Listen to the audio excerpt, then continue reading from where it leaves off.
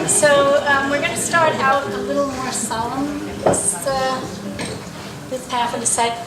It is the 100th anniversary of the 1916 Easter Uprising.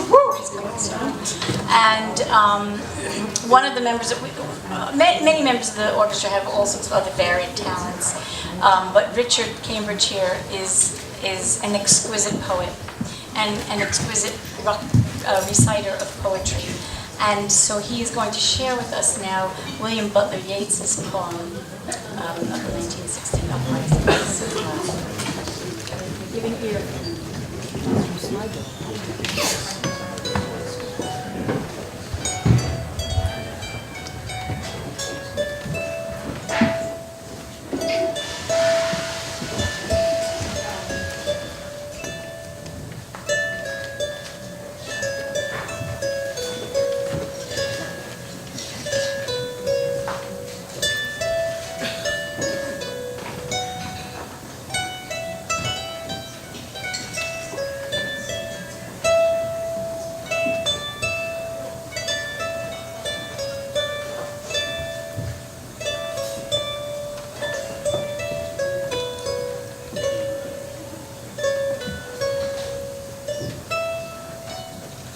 Easter 1916. I have met them at close of day, coming with vivid faces from counter and desk among gray 18th century houses. I have passed by with a nod of the head, or polite, meaningless words, or have lingered a while and said polite, meaningless words, having thought when I was done of a mocking tale or a jibe to please a companion around the fire at the club, being certain that they and I but lived where motley is worn. All changed utterly. A terrible beauty is born.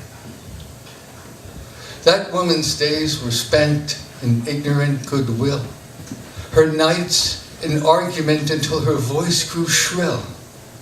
What voice more sweet than hers when young and beautiful she rode to harriers?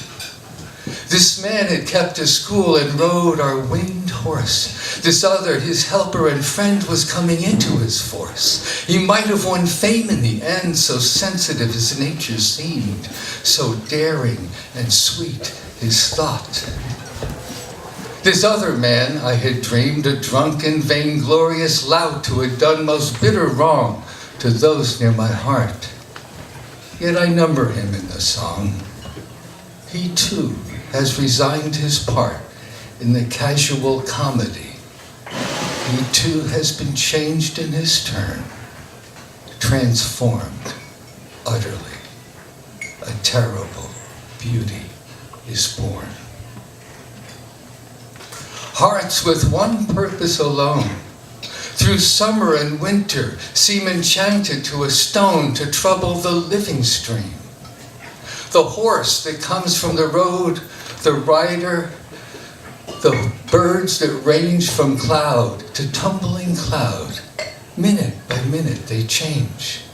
A shadow of cloud on the stream changes minute by minute.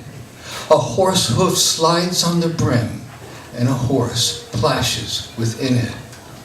The long-legged moor hens dive, and hens to moor cocks call. Minute by minute they live, the stones in the midst of all. Too long a sacrifice can make a stone of the heart. Oh, when may it suffice? That is heaven's part, our part to murmur, name upon name, as a mother names her child when sleep at last is come on limbs that had run wild. Was it but nightfall? No, not night, but death. Was it needless death after all? For England may keep faith for all that is done and said. We know their dream, enough to know they dreamed and are dead. And what if excess of love bewildered them till they died? I write it out in a verse. MacDonough and McBride and Connolly and Pierce, now and in time to be, wherever green is worn, are changed utterly. A terrible beauty is born.